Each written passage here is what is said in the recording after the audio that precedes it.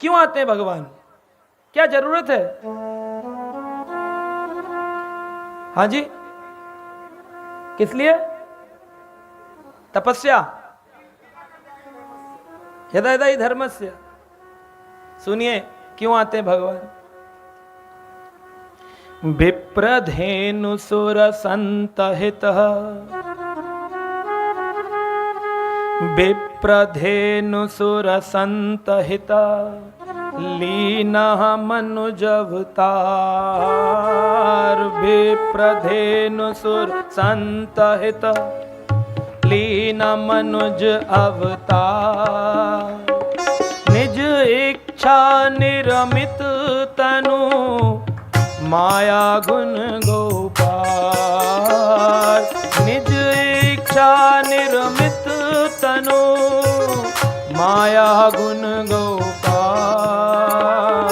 विप्रधेनु सुर संतहित लीन मनुज अवतार। निज इच्छा निर्मित तनु माया गुण गोपाल। विप्रधेनु सुर संतहिता लीन मनुज अवतार। निज इच्छा निर्मित तनु माया गुण गोपाल। विप्रधेनु सुर संतहित लीन मनुज अवतार।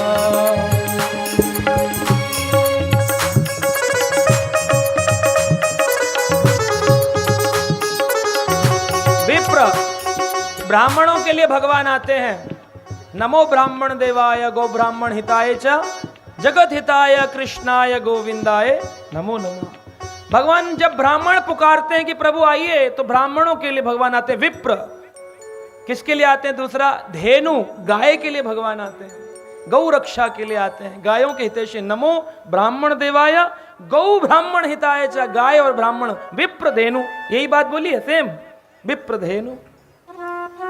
सुर देवताओं के लिए, जब देवता कहते हैं प्रभु हम फंस गए आइए, तब भगवान आते हैं। और संत साधु समाज के लिए आते हैं, साधु समाज के लिए आते हैं। भगवान राक्षसों के लिए नहीं आते हैं।